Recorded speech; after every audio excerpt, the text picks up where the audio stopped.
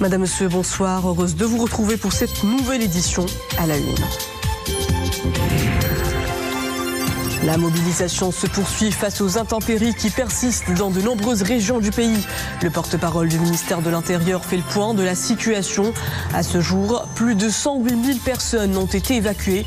La vigilance reste de mise dans les prochains jours en prévision des risques de crue.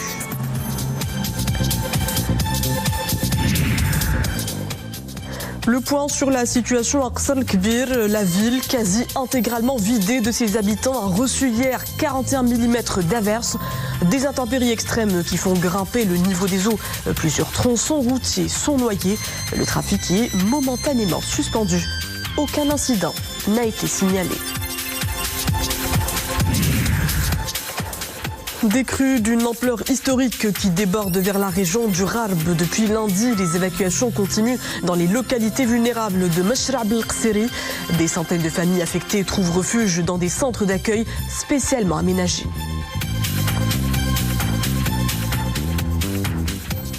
Bonsoir. Sur ordre de Sa Majesté, le roi, chef suprême et chef d'état-major général des forces armées royales, le général de corps d'armée Mohamed Barrid, inspecteur général des forces armées royales et commandant à la zone sud, a reçu aujourd'hui au siège de l'état-major général des forces armées royales à Rabat le général de corps d'armée Cheryl Pierce, conseillère militaire par intérim de l'Organisation des Nations Unies, en visite dans le royaume du Maroc.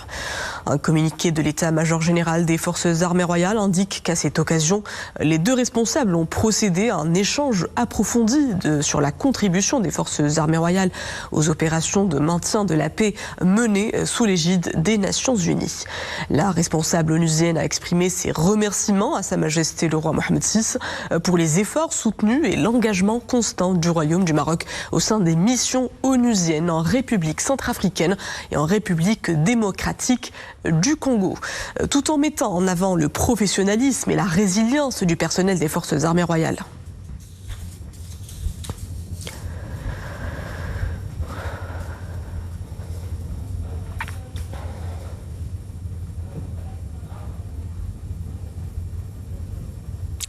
Toujours à la une de l'actualité, les intempéries qui touchent de plein fouet plusieurs localités du nord, du Rif et du Rarb. Dans une déclaration à la presse, le porte-parole du ministère de l'Intérieur a fait le point de la situation. À ce jour, plus de 108 000 personnes ont été évacuées. Des appels à évacuation seront lancés dans les jours à venir en prévision des crues dans les régions à fort risque.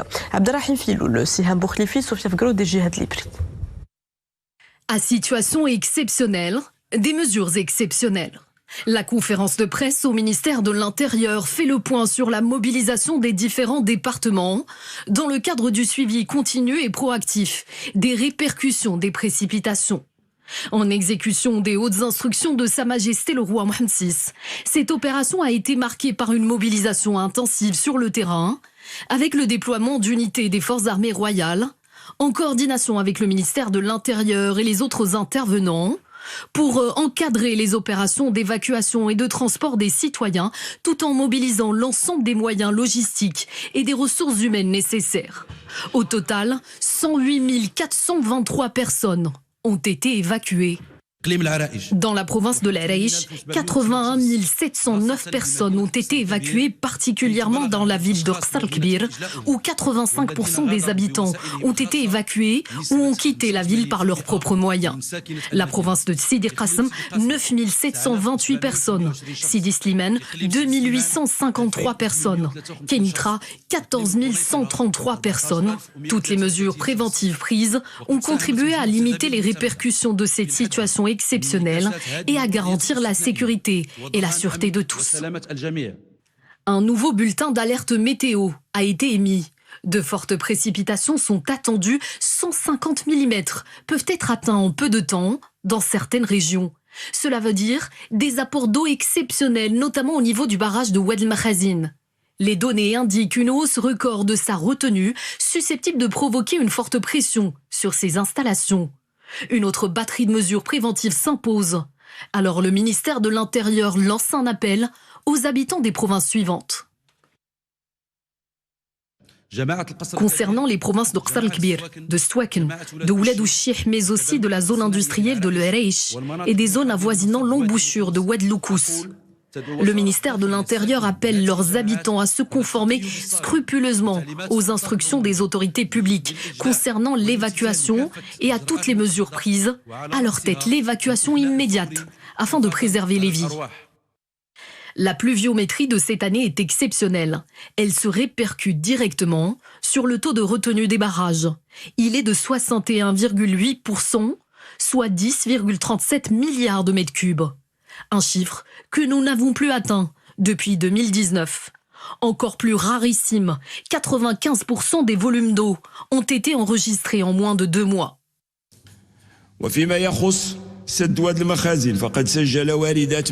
Concernant le barrage de Oued el-Makhazin, les apports en eau sont de 972,9 millions de mètres cubes entre le 1er septembre 2025 et le 4 février 2026. 73,68% de ces apports ont été enregistrés ces 2 dernières semaines. Et ceci dépasse la moyenne annuelle de 184%, ce qui a conduit à l'augmentation des retenues à 988 millions de mètres cubes à la date d'aujourd'hui, soit un taux de retenue de 146,85%. Oued el-Makhazin est au-delà de ses capacités habituelles depuis le 6 janvier. Les niveaux d'eau ont dépassé de 4 mètres, les maximales enregistrées depuis le début de l'exploitation du barrage en 1972. Pour l'instant, aucune anomalie n'a été constatée au niveau de l'édifice ou de ses équipements. Dans une démarche proactive, les niveaux d'eau sont vérifiés 2 fois par jour au lieu d'1 fois par mois.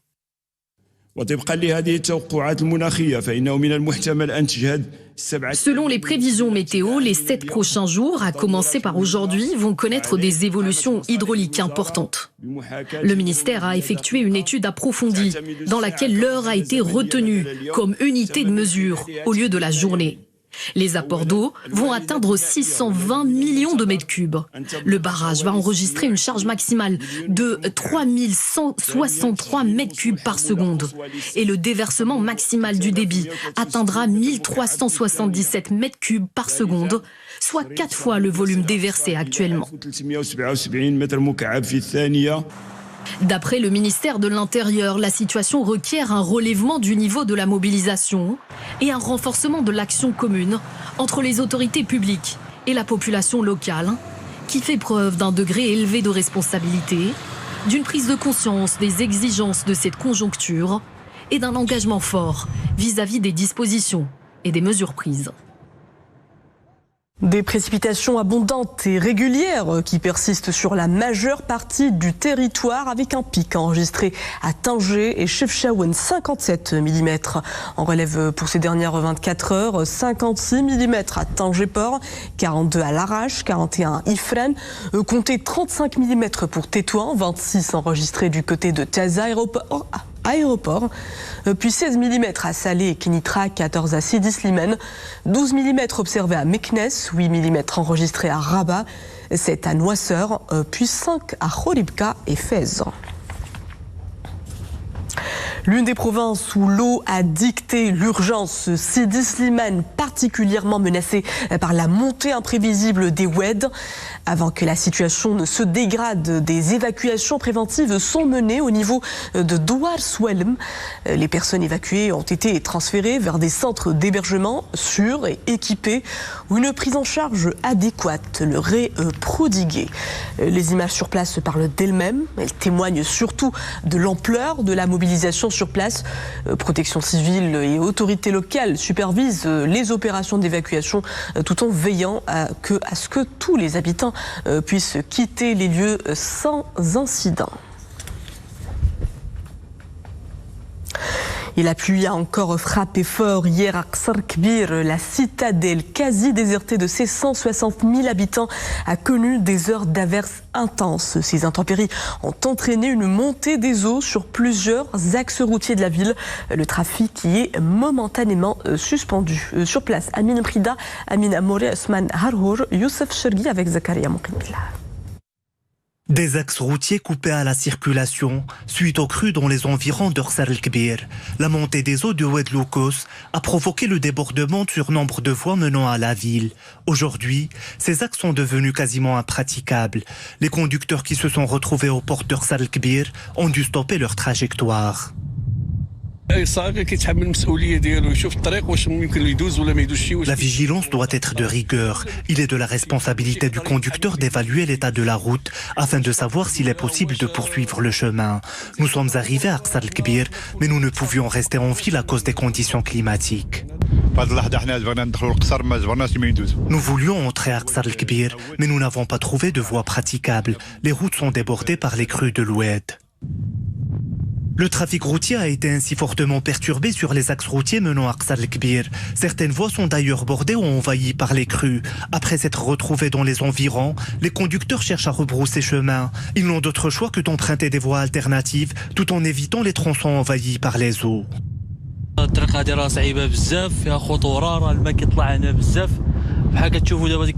Cette route est dangereuse. Le niveau des eaux ne cesse de monter. Notre autocar s'est retrouvé coincé au milieu des flots. Nous étions en route, mais vu les eaux débordantes, nous nous sommes retrouvés sur une piste. Nous avons alors dû abandonner notre véhicule. La prudence est indispensable. Il est préférable d'éviter les axes menant à Orsar el-Kbir en ces circonstances. Hier, les eaux nous ont poussés à faire une sortie de route. L'accès à la ville nous a été interdit par les autorités. Il y va de notre sécurité. Dans le contexte des fortes crues de Oued Loukos, les autorités publiques ont procédé à l'évacuation des populations et à l'interdiction de l'accès à la ville sans motif valable. Autant de mesures préventives pour protéger la sécurité des citoyens face aux effets des conditions météorologiques exceptionnelles. Et la vigilance reste maximale dans les provinces du Gharb. À Sidi Qassem, une opération de sauvetage spectaculaire a été menée par les éléments de la gendarmerie royale au niveau de la commune d'Ar Gdari.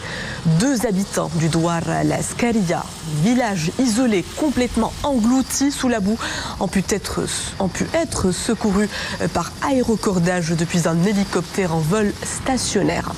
Une intervention réalisée en urgence en raison de la violence du torrent et la montée rapide du niveau des cours d'eau.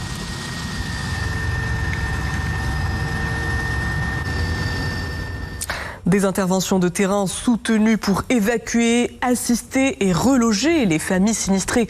Un sacré défi logistique rendu possible grâce à la mobilisation générale des autorités compétentes. À Mshra Belqseri, des centaines de familles affectées trouvent refuge dans des centres d'accueil spécialement aménagés. Ces lieux offrent bien plus qu'un simple abri. Des centaines de familles y séjournent en attendant de pouvoir regagner leur domicile dans des conditions sûr. Yassir Amrani, Yassine Maazi, Mehdi Chtaibi, Mohamed Jabri avec Iman Ablou. Face aux pluies abondantes, la mobilisation ne faiblit pas. Les opérations d'évacuation des citoyens se poursuivent. La montée des eaux de l'Ouetzbou expose la population au danger. Leur évacuation était donc nécessaire. Ces opérations portent sur des évacuations préventives et progressives des familles résidant dans les zones exposées au risque de crue, notamment les Douar, l'Hamidine, Drarsa et l'Azib. Dieu merci, tout se passe bien. Que Dieu glorifie Sa Majesté le Roi. Notre douar est situé à proximité de l'Oued. Il y a eu des crues importantes. Tout le douar a été submergé par les eaux. Nos maisons aussi et nos bétails. Nous sommes ici à la maison de l'étudiante. On a tout ce qu'il faut. On manque de rien. Il y a gîte et couvert. La population a été donc acheminée vers des zones sûres et aménagées dans des conditions garantissant leur sécurité et leur prise en charge. 1200 personnes ont été placées dans 3 centres d'hébergement. Il y a tout ce qu'il faut, couverture, nourriture et vêtements. Elles ont été placées ici en prévision de l'évolution de la situation. Au total, 3000 sites d'accueil, dont des établissements scolaires, ont été aménagés et équipés pour ces circonstances. Et pendant ce temps, les autorités provinciales et locales demeurent en état de vigilance continue, suivant de près l'évolution de la situation de l'Ouetzbou et se tiennent prêtes à intervenir pour apporter l'assistance nécessaire en fonction de l'évolution des conditions hydrologiques. Cap sur le nord du royaume qui enregistre depuis lundi des pics de pluviométrie élevés depuis 2 jours au niveau d'alerte rouge. Chefchaouen subit des pluies torrentielles. 57 mm, nous le disions à l'instant, relevé ces dernières 24 heures. L'eau s'est infiltrée dans la ville. Certains endroits sont déjà noyés par les crues d'eau.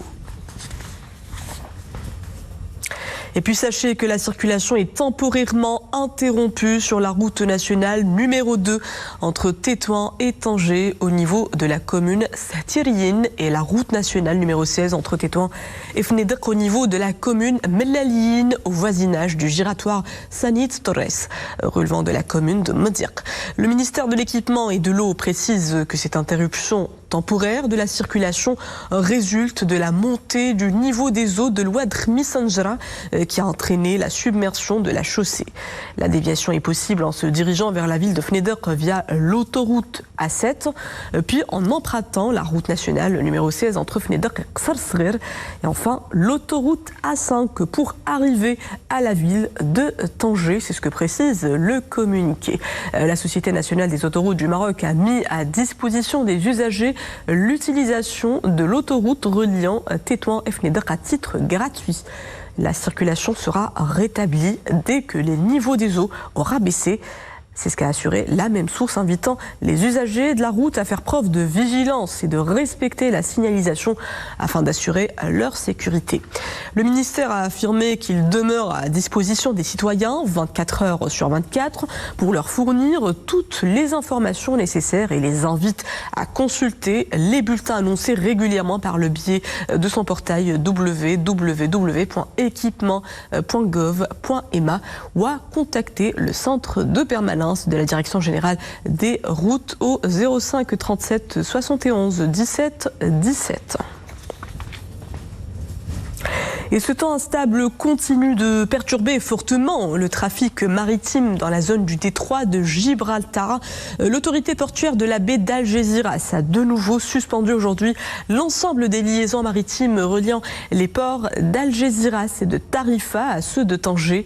Le port d'Algésiras reste pour l'instant fermé au trafic de marchandises. Aucune traversée n'est programmée depuis Tarifa à destination de Tanger et aucun départ n'est prévu pour l'heure depuis Algésiras vers le port de Tangemet. Direction Washington, où le ministre des Affaires étrangères, de la coopération africaine et des Marocains résidant à l'étranger, Nasser Bourita, a participé aujourd'hui à une réunion ministérielle sur les minéraux critiques. Nasser Bourita a pris part à cette réunion organisée par le secrétaire d'État américain Marco Rubio, aux côtés des ministres des Affaires étrangères et de hauts responsables de plus d'une cinquantaine de pays. Intervenant lors d'une conférence de presse en marge d'une réunion ministérielle sur les minéraux critiques, le secrétaire d'État américain Marco Rubio a affirmé que le Maroc joue un rôle clé dans les efforts visant à sécuriser et à diversifier les chaînes d'approvisionnement mondiales des minéraux critiques, expliquant que le Royaume a un rôle clé à jouer en raison des gisements dont il dispose, mais aussi en raison de sa volonté d'investir dans la transformation et de sa coopération en acceptant de prendre part à cette initiative mondiale. Retour chez nous et parlons santé, Alzheimer, une maladie qui touche 200 000 personnes au Maroc. Cette pathologie, synonyme de lente dégénérescence des neurones, continue de progresser chez les 65 ans et plus. Si côté diagnostic, des progrès sont à noter, la recherche se fait encore timide sur les moyens de prévenir la maladie. La réflexion est au cœur d'une réunion initiée à Rabat par l'association Maroc Alzheimer, avec comme invitée la présidente de la Fédération internationale des associations Alzheimer. Saïd Izjassi, Iman Slaoui, Zakaria Moukimila. Perte de mémoire, troubles du langage et de l'orientation. Ces symptômes peuvent sembler bénins, mais chez une personne âgée, ces signes pourraient annoncer un début d'Alzheimer. Cette maladie neurodégénérative touche principalement les personnes de plus de 65 ans et entraîne une perte progressive de l'autonomie. En l'absence d'un traitement curatif, l'accompagnement et la prise en charge sont des aspects importants. C'est l'objectif de cette réunion initiée à Rabat par l'association Maroc Alzheimer, avec comme invité de choix la présidente de la Fédération internationale des associations Alzheimer. Malheureusement, la maladie grandit et il y a beaucoup plus de familles qui sont atteintes par ça. Et on doit tout le monde comprendre mieux, comme aider les personnes qui ont la maladie, aider les aidantes qui, dans la plupart des cas, ont la responsabilité de les aider. Et qu'est-ce qu'on fait maintenant avec la prévention, comme peut éviter de développer la maladie d'Alzheimer? Au cœur de cette rencontre, des questions d'actualité portant sur l'importance d'un plan national de prise en charge de la maladie d'Alzheimer. Ces échanges ont insisté sur les priorités à fixer et sur les initiatives internationales d'accompagnement des malades. Pour donc développer un plan national donc pour les malades d'Alzheimer, ce plan, comme ça a été donc fait par l'OMS et par ADI International, doit partir à la fois de la prévention de la maladie, des moyens de faire un diagnostic précoce, des moyens de faire des traitements médicaux, mais aussi les traitements non médicaux, non pharmacologiques. Environ 200 000 personnes sont atteintes d'Alzheimer au Maroc, un chiffre qui pourrait doubler d'ici 2050. Cette pathologie pourrait progresser davantage au niveau national en raison des transitions démographiques, d'où l'importance des approches proactives. Et on termine sur cette dernière escale au cœur des montagnes du Moyen Atlas qui arbore un joli drap blanc. La belle poudreuse tombée en abondance ne cesse de séduire les visiteurs. Certains sont venus de loin pour admirer ce climat hivernal vivifiant. Ce sont des images d'Ahmed Fadili avec un commentaire de Maria Ouad et Hanan Chmarah. Au cœur de la prairie, la neige tombée en abondance enlace le lac figé par le froid. Et chaque relief, comme poli par l'hiver, semble adouci, offrant au regard émerveillé l'un de ses plus beaux tableaux naturels. Il neige beaucoup en ce moment à Ifrane et cela fait vraiment chaud au cœur, car chaque année au moment de l'hiver, nous espérons qu'il neige abondamment. Ce que j'aime par-dessus tout à Ifrane, ce sont les paysages enneigés, mais aussi cette belle nature. La prairie est magique, elle offre aux visiteurs ses plus beaux panoramas. Et dans ce décor enchanteur, les sentiers de randonnée balisés invitent à l'évasion et à la lenteur, tout comme le murmure de l'eau qui s'écoule, tandis que chaque pas encourage la réflexion et la rêverie. Lorsque nous nous promenons au cœur de cette nature merveilleuse, nous ressentons sa puissance régénératrice. La marche dans la neige a des vertus apaisantes. Nous sommes heureux d'être là et de profiter de ces moments bénis et féeriques. En hiver, Ifrane ne se contente pas d'être vue. Elle se vit pleinement, car chaque saison raconte une émotion différente, propre à chacun. Et voilà, c'est ce décor hivernal qui signe la fin de ce journal. Merci à vous de l'avoir suivi. Le retour de l'info, c'est à 20h30. Excellente suite des programmes à tous sur Al-Oula.